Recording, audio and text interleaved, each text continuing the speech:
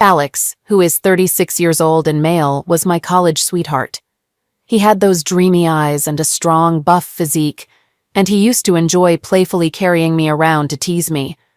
We tied the knot in a charming church ceremony and spent a wonderful 10 years together. Our relationship was the talk of the town, and our friends envied us. As a 36-year-old female, I cherished Alex with all my heart, envisioning a future where we'd grow old together, hand in hand. Alex proved to be an exceptional husband. He consistently showed unwavering dedication to our marriage and family. His loyalty, faithfulness, and reliability were unmatched, and he effortlessly placed my needs and happiness at the forefront. He treated me with respect, kindness, and empathy, making sure I always felt loved and valued. He had a keen ear for my concerns and readily offered his assistance whenever needed. Alex wholeheartedly supported my goals and dreams, offering guidance and help whenever I sought it. He was patient and understanding, making a genuine effort to see things from my perspective. Honesty was his policy, and he maintained open and transparent communication. He didn't keep secrets or withhold important information from me, valuing candid discussions. I took great pride in my choice of husband, appreciating his steadfastness, although a little extra excitement in the bedroom wouldn't have hurt. One day, I crossed paths with a guy named Ethan, a 22-year-old man, at a business conference. We immediately hit it off, and I found myself captivated by Ethan's charisma and charm. We swapped numbers and soon started having regular phone conversations and text exchanges. I knew it was wrong to engage with another man this way, but I couldn't resist. Things between Ethan and me quickly escalated. We began meeting in secret, and before I knew it, we were involved in an affair. Guilt consumed me whenever I saw Ethan, but his allure was irresistible. He awakened feelings of vitality and desire in me that I hadn't experienced with Alex in a long time. I was fully aware of the wrongdoing, but I couldn't put an end to it. I found myself ensnared in a web of lies and deceit that occupied my every thought. I loved Alex deeply, but I also had strong feelings for Ethan. Eventually, Alex discovered my affair with Ethan, and it shattered him. He couldn't comprehend why I would do such a thing. I attempted to explain that I was unhappy in our marriage, and that Ethan made me feel alive again. But Alex's pain was too overwhelming for him to hear me out. He was only aware of the emotional aspect of our affair. Had he known about the physical aspect, I dread to think how he would have reacted. Alex implored me to end the affair and work on our marriage, but I was torn between my love for him and my feelings for Ethan, even though I didn't vocalize this internal struggle to him. I didn't want to cause harm, but I found myself at a crossroads. Then, one day, while I was out walking, I came across an elderly couple holding hands. They exuded happiness and contentment, which stirred up envy within me. It made me realize that what I had with Alex was truly special, and I didn't want to let it slip away. So, I reached out to Alex and asked to meet up. We sat down for a lengthy conversation about our marriage. I mustered the courage to be honest with Alex about how I had been feeling neglected and unhappy, and he listened attentively. He expressed his love for me and a desire to work on our relationship, but he made it clear that I needed to end things with Ethan. It was a difficult choice, but I knew it was the right one. I called Ethan and informed him that it was over between us. Ethan was devastated, but he comprehended my decision. I understood that I had deeply wounded both men, but I was committed to mending my marriage. Over the following months, Alex and I dedicated ourselves to improving our relationship. We sought counseling to enhance our communication skills and rekindled our romance by going on dates and rediscovering the activities we enjoyed together when our relationship first blossomed. It dawned on me that I had taken Alex for granted and that he was the man I genuinely loved. In due course, Alex forgave me for my affair, and we left the past behind. We grew closer than ever, solidifying my belief that choosing Alex over Ethan was the right path. I learned that the grass isn't always greener on the other side, and that sometimes what we seek is right before our eyes. Alex and I had reached new heights in our relationship. I was accustomed to receiving beautiful bouquets of roses, both at my workplace and home, along with sweetly signed cards from him, all displaying his passionate love. Given this perfection, why did I still yearn for Ethan's presence? Thinking of him was forbidden, let alone plotting how to reconnect with him. My willpower was strong, but my physical desires were frail. Against my better judgment, I reached out to Ethan, confessing my love and suggesting a risky rekindling of our secret affair. He admitted missing me too, and our affair reignited with an unprecedented passion. Alex remained oblivious to it all. I was careful to cover my tracks, both in the real world and online. His week-long trip to another state was approaching, and I eagerly shared the news with Ethan, anticipating unrestricted time together at my place. The day arrived, and a teary-eyed Alex expressed how much he'd miss me. I shed a few tears too, but deep inside I felt a sense of freedom in being alone. Less than half an hour after his departure, Ethan arrived at our house, his face beaming with anticipation. Without exchanging greetings, he swept me up and began searching for the bedroom.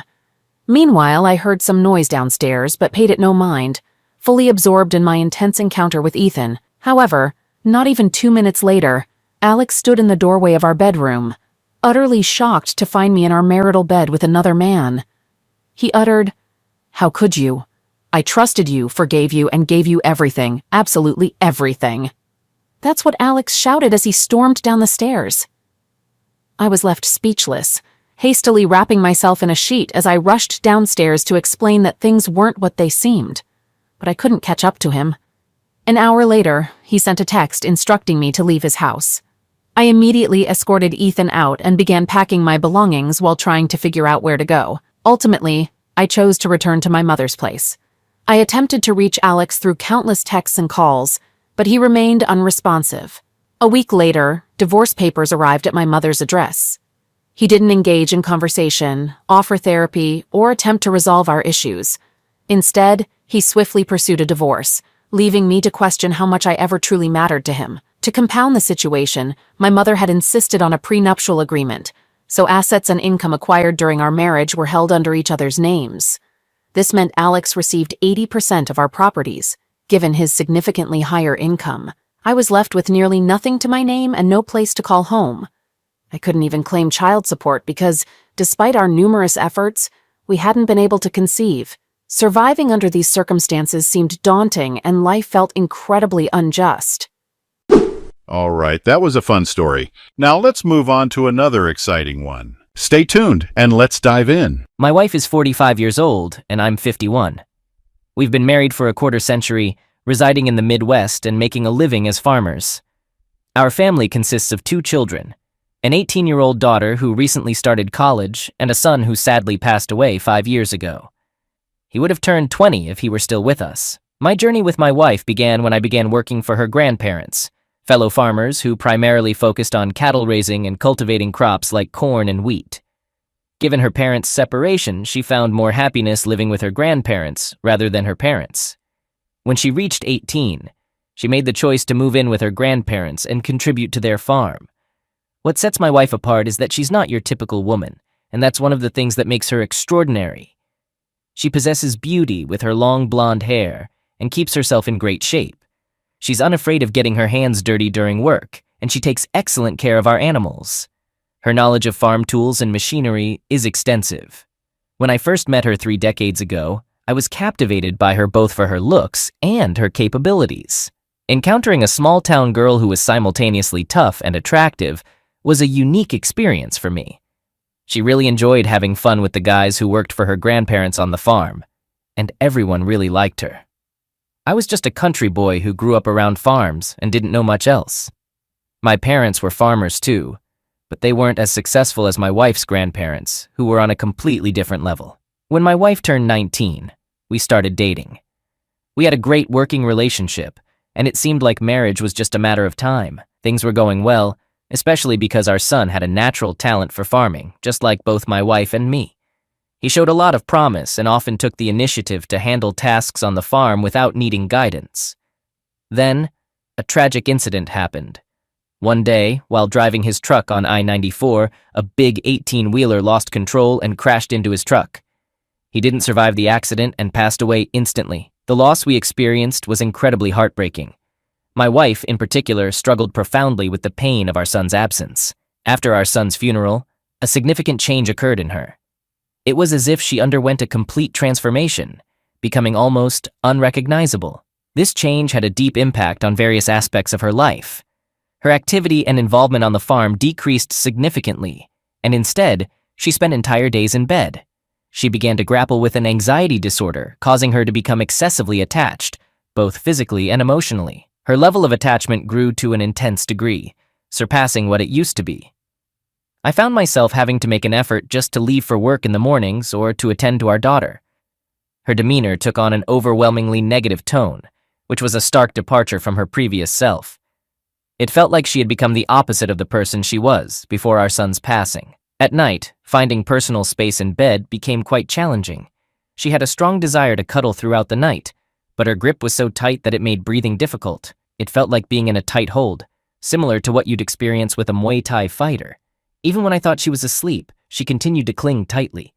She seemed to require kisses every hour or two, a behavior completely unlike her before our son's accident. Our bed life went through significant changes as well.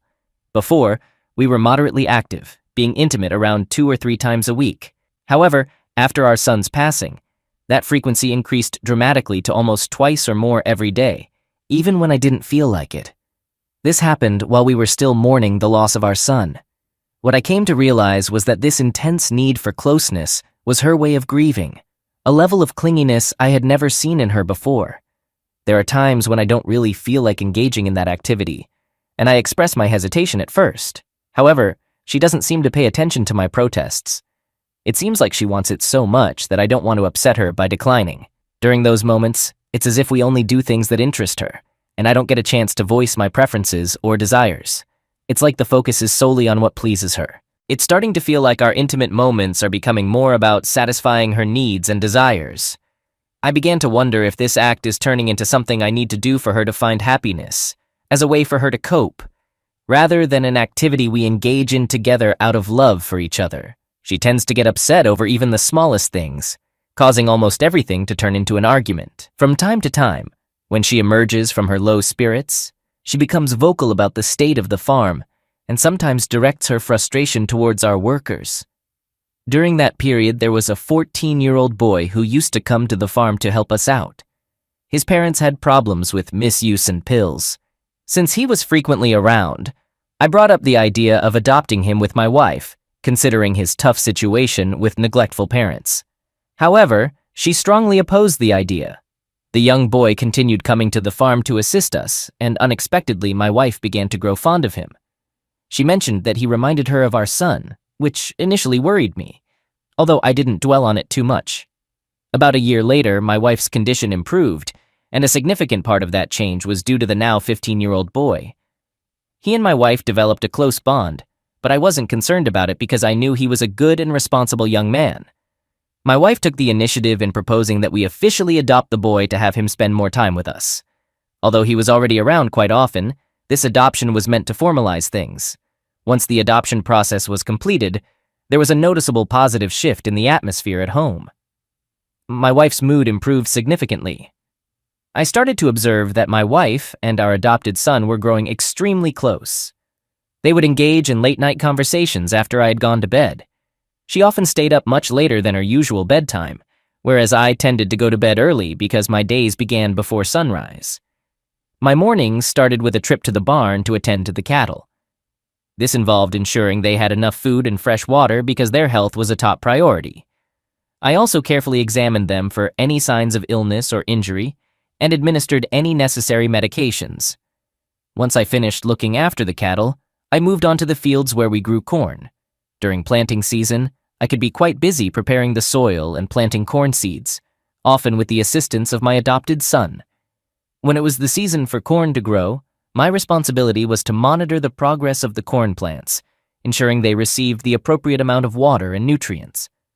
Sometimes I had to use irrigation to provide proper hydration and apply fertilizers for their nourishment. I also kept a close eye out for any pests or diseases that could harm the corn crop. Depending on the time of year, I might have various tasks to handle. For instance, during harvest time, my adopted son and I, along with some hired hands who were usually close friends of mine, had to oversee the process of gathering the corn using specialized machinery like combine harvesters to efficiently collect the ripe corn ears. After collecting the corn, my responsibility extends to ensuring it's properly stored and transported to various destinations as needed, such as for animal feed or sale. Initially, I wasn't concerned about the close relationship between my wife and adopted son, especially since my daughter also spent time with them. 2 years after our son's tragic passing, life appeared to be slowly returning to normal. Despite the loss, our son's memory remained alive in my heart, a constant presence in my daily life. Strangely, my wife seemed to have coped in a peculiar manner by developing an unusually strong bond with our adopted son. They would often share hugs and watch TV together under a blanket. Over time, this became a common sight that didn't strike me as unusual. Our intimate life underwent significant changes, dwindling to about once every 2 weeks. It didn't concern me too much, as I felt I was getting too old for frequent bedroom activities. After a long day at work, I often lacked the energy for it. Both my adopted son and I dedicated a substantial part of our days to tending to the cattle and managing the cornfields. However, there were also administrative tasks handled by my wife and daughter, such as keeping track of expenses, maintaining records for both the cattle and the corn, and managing paperwork related to regulations or sales. There was one particular day that aroused my suspicion about my wife's interactions with our adopted son. It happened when I couldn't locate my adopted son, and I began searching for him. We had a separate barn area that housed our office, where my wife spent most of her time. I walked in the direction of the office door, as I had a hunch that my adopted son might be inside. Just outside the door, I noticed his dirty shoes, indicating he was likely indoors. The office door had a faulty locking mechanism, preventing it from being locked from the inside. Upon opening the office door, it appeared that I had unexpectedly walked in on something involving my wife and our adopted son. There was a fleeting moment when their expressions conveyed that they were caught off guard. However, at that time, I didn't entertain the possibility of what I thought I had glimpsed. Fast forward 3 years, and our daughter turned 18, heading off to college. This meant that at home, it was primarily just me, our adopted son, and my wife. During the harvest season, we had additional hands assisting on the farm. After a long day's work like that, it was customary for us to visit a bar for some drinks. However, since my adopted son was not yet 19 and below the legal drinking age, he would typically head inside the house early. As the day was coming to an end, I instructed the other workers to go on without me, explaining that I needed to complete a few remaining tasks. I wished to perform a final check on the cattle to ensure they were settled for the night. After completing this task, I took the necessary time to ensure that all our equipment was correctly stored for the evening. Strangely, I felt compelled to go to the office and inform my wife that I was preparing to depart. This was rather out of character for me, given that it had become our established routine to go out after a hectic day of harvesting. As I turned the doorknob and swung open the door, I could already feel a sense of unease settling in my stomach. I experienced a strange feeling as if something was amiss. When the door opened, I was overwhelmed by a sudden and powerful surge of emotions.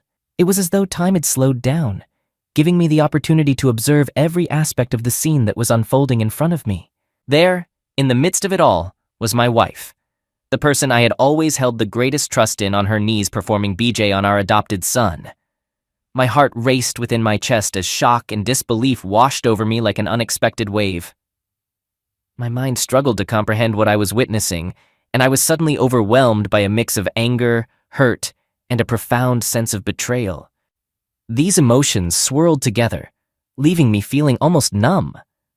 I couldn't control myself. My hands clenched into fists, and I took deep, heavy breaths. It was as if a surge of energy coursed through me, making me feel somewhat dizzy.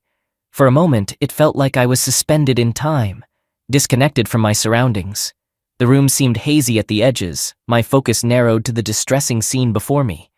I had an initial urge to shout, to demand an explanation, and to release the turmoil inside me. Yet, there was another part of me that wanted to avert my gaze, to deny what my eyes were witnessing, and to cling to the hope that it wasn't real. As the seconds ticked by, it became evident that I couldn't evade confronting the unfolding situation.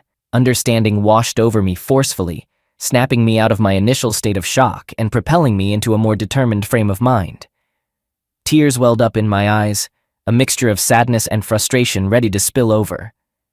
My voice trembled as I mustered the courage to speak, my question carrying a sense of openness and vulnerability I hadn't felt in a long time. What's happening? My adopted son couldn't meet my gaze directly. Guilt and surprise played across his face. My wife shifted her attention toward me, her eyes revealing shame, regret, and an unusual hint of defiance. A heavy silence hung in the air, broken only by the irregular rhythm of my own breaths. In that moment, it hit me like a ton of bricks. Everything had changed. The solid foundation of trust upon which our relationship rested had crumbled, and there was no way to undo it. Betrayal seemed to emanate from both my wife and my adopted son. Anger surged through me as I grabbed him by the neck and forcibly removed him from the room, my wife's screams echoing in my ears as she tried to intervene. My rage was so intense that I had a strong urge to harm him, but I managed to restrain myself. I sternly warned him that if he ever set foot in our house again, there would be consequences. Having said that, I turned away and left behind a whirlwind of intense pain and confusion. In the midst of this overwhelming emotional turmoil, I headed to the bar to be in the company of my friends, hoping to temporarily forget the shocking scene I had just witnessed. At that moment, I had no desire to be alone, even though it was challenging not to dwell on what had transpired. The weight of the situation felt crushing, and the intensity of my emotions was almost too much to bear. At the bar, I attempted to drown out my thoughts, but they proved difficult to escape entirely. The sheer magnitude of it all was simply too immense. The recurring question that echoed in my mind was how long this had been happening. We had adopted him at the age of 14, and he was nearly 19 when I uncovered the truth. But it was impossible to determine the exact duration. Eventually, the noise in my head became overwhelmingly loud, prompting me to decide to head home early. The need to confront my wife and come face to face with the harsh reality of the situation had grown too insistent to ignore. Upon my arrival home, my wife was nowhere to be found, and it was clear that my adopted son had packed his belongings and left as well. It was at this moment that the full weight of the situation hit me, and I could no longer hold back the tears. The enormity of my son's passing and how my wife had spiraled into a destructive path, ultimately leading to the downfall of our family, became painfully evident. I called my daughter and described the troubling scene I had witnessed involving her mother. Surprisingly, she wasn't taken aback by the news. She shared that she had already suspected that something unusual was going on between them, even though she hadn't actually witnessed it. Unlike my daughter, who was ready to confront the situation, my wife exhibited cowardice. She refused to return home for several months and ignored all attempts at communication. When my daughter reached out to her, my wife's initial reaction was to claim it was a mistake. However, she later admitted that her feelings had deepened and she had developed romantic affection for our adopted son. She expressed her fear about how I would react to this revelation. My daughter informed me that both my wife and our adopted son were staying at an undisclosed hotel, adding to my sense of confusion and disorientation. Despite dedicating my life to managing and operating the farm, I legally owned nothing because my wife had inherited it from her grandparents. The feeling of betrayal was overwhelming. Lost and uncertain, I examined our business accounts and discovered that a significant amount of money had been recently withdrawn. In response, I withdrew the remaining funds and opened a new business account to prevent her from accessing it. The weight of the situation left me deeply conflicted. I had always envisioned retiring on the farm, but now I faced a dilemma. If I were to file for divorce, I understood that I stood to lose everything I had invested in. Despite having enough money saved to support myself until I reached the age of 80, my passion for my work was still strong. I made the decision to consult a divorce lawyer to seek advice on how to proceed with the marriage. The lawyer's counsel was to stay married due to the potential financial losses I might incur if I chose to leave. I hesitated to make our situation public knowledge, considering our limited family connections and the impact it could have on our small community. Throughout this ordeal, my daughter stood by my side, providing unwavering support that meant the world to me. Her presence was reassuring. Then, out of the blue, my wife called me after about 2 months had passed. During the call, she expressed her desire to come back home and offered an apology for her betrayal. She also mentioned undergoing therapy with the intention of mending our marriage. To be honest, I had some troubling thoughts. The urge to divorce her immediately was strong, but the potential losses held me back. The moment I witnessed her in that situation, all the love and respect I had for her disappeared. My heart seemed to darken, and I even entertained disturbing thoughts of harming her to gain control of everything. The idea of having her back was almost unbearable, but for the memory and sake of my late son, I consciously pushed those dark thoughts away. At present, my plan is to allow my wife to return, but things have changed significantly since I caught her. I've devised a plan to acquire my own piece of land and establish my own cattle herd. Since the passing of my son, her attention has shifted away from the business, and I've taken on the role of driving its operations. I'm the one who comprehends the intricate logistics, maintains customer relationships, and manages the supply chain. While she has played a part, I've essentially been accumulating wealth for her. Now, my focus is turning toward my own well-being. I'm actively working on launching my independent ventures over the next couple of years. My aim is to create something free from her influence. Ultimately, I'm preparing myself for the possibility of divorce by that time, if she is still alive. This decision revolves around my own future and finding a way to move forward independently. So folks, what's your opinion on this? Do you believe this gentleman should compromise his dignity to retain his farm? Or should he contemplate divorce, risking the loss of everything? Hello? My life is in complete disarray, and I have no one to turn to for help except you, fellow internet users. Let me provide you with some context. Just over a month ago, my husband Troy, 31 years old, decided to host a wine and dine event with our circle of friends to mark our 3rd anniversary. I wasn't entirely convinced it was a good idea, but he was determined to throw a party to celebrate us. It might sound peculiar, but at that moment, all I could think about was whether his best friend would attend. During a previous night when we were all out together, he kept giving me suggestive glances while dancing at the club. He even signaled for me to join him on the dance floor while Troy was in the restroom dealing with a stomachache. I did decline his dance invitation, but we had all consumed a bit too much alcohol, and he appeared quite attractive with his shirt unbuttoned all the way down. In that instant, I felt a shift in our relationship. I wasn't sure how I would feel when I saw him at the party. I hadn't encountered him since that night, and a few weeks had passed. I wanted to address the moments that had transpired between us and move past them, I guess. A little background. Troy's best friend, Mitch, 34 years old, has been friends with him for 20 years, and I've known Mitch for as long as I've known Troy. However, for the first 2 years of my relationship with my husband, Mitch and I were just platonic friends. But after we got married, it seemed like Mitch was afraid of losing his best friend to marriage. He started accompanying us on almost all our trips and frequently brought along various women since he didn't want to commit to one. My feelings for him remained strictly as a friend, but everything changed after that night at the club. On that particular evening, Troy made a heartfelt toast expressing his love for me and his excitement about having children together. I was overwhelmed with embarrassment and excused myself to the guest bathroom to compose myself. As I was about to leave the bathroom, Mitch followed me in, and what transpired next wasn't something I had planned for. The pleasure was so intense that I couldn't control myself. The thrill of knowing that everyone else was outside while we were engaged in an intimate encounter inside, trying to remain discreet, was oddly exciting. It continued for another 15 minutes until I heard a knock on the door, followed by Troy calling my name. Instantly, guilt washed over me. I pushed Mitch away and pretended I was fixing my appearance.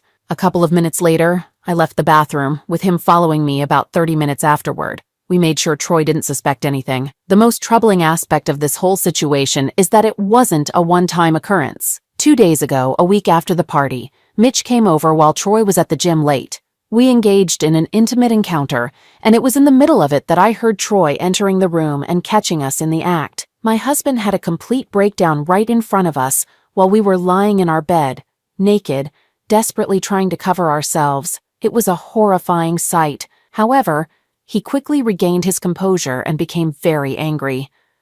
Troy physically confronted Mitch and forcefully ejected him from the house at 1 a.m., completely nude, in the freezing -5 degrees weather. Then he turned to me and informed me that I'd be spending the night on the couch. He gathered my belongings on the spot and tossed them out into the living room.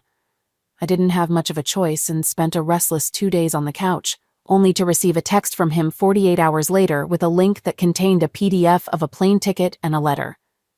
I opened the plane ticket and it had my details on it, showing a flight from New York to Orlando a week from today. I couldn't believe that I had jeopardized a relationship that I had built over 5 years, with 3 of those years being married, for a mere 5-minute indiscretion. What should I do? I still have a week to try and mend things as I can't go back to live with my grandparents. I can't confide in anyone about this, which is why I'm seeking your advice. Please, help me out. Update. I've attempted to communicate with him, but he's isolating himself in the room. He's not going to work, not emerging to have meals. It's been 36 hours since I received the plane ticket, and during this time, I haven't had a meal or slept. I haven't even changed my clothes because I don't want to create a mess in the living room. I'm feeling helpless. I knocked on his door throughout the night, but he didn't respond. All I could hear was the TV playing inside. Finally, he came out and stood at the doorway of the living room. I inquired if he had eaten anything, and I mentioned that I had prepared 2 sandwiches for him to eat. He regarded them as if they were repulsive and then returned to his room without uttering a word. Update. I awoke, realizing it was the day before my scheduled flight. On the coffee table, I noticed bags filled with new clothes and an envelope. Curiosity led me to open one of the bags, and inside, I found the remainder of my belongings, even my miniature collection. Tears welled up in my eyes as the reality of the situation hit me. He hasn't uttered a word to me, and he's been returning home late. I've been cooking for both of us, but I end up eating alone. I often wake up to the sound of him coming home, only to see him head straight to his room. We haven't had any conversations at all. It's astonishing how everything is unraveling so abruptly. I just wish I could comprehend what's going on in his mind. Is he contemplating divorce? I pray that's not the case, because it would be a devastating blow from which I fear I might never recover. It's been a month since I had to leave our shared home and move in with my grandparents. He still hasn't communicated with me. I've sent him over 500 texts, but I'm deeply concerned about his well-being. He has blocked me on all platforms. However, a friend he still follows on Instagram mentioned that he posts stories of himself hiking with his work friends. This eases my worries about his safety. Today, I received a large envelope, and upon opening it, I discovered the divorce papers I had been dreading, along with a letter. I haven't read the letter yet, nor have I signed the divorce papers. Edit. I've read the letter. It was heart-wrenching. I couldn't bring myself to continue reading beyond the first page. In it, he poured out his feelings about the entire situation, expressing his deep love for me and our life together. The letter spanned 3 pages, but I couldn't bear to go beyond the first page. I completed reading the letter. In it, he mentioned that he would be taking time off from work to prioritize his well-being, and that he intends to block me on all platforms. He also mentioned that I should sign the divorce papers and send them back to our address. However, I don't want to do that. I just want him back. I feel terrible for being with someone else other than my husband. It wasn't supposed to happen. I blame myself for this situation, and I genuinely can't imagine my life without him. It has been 4 days since I received the divorce papers, and I have signed them.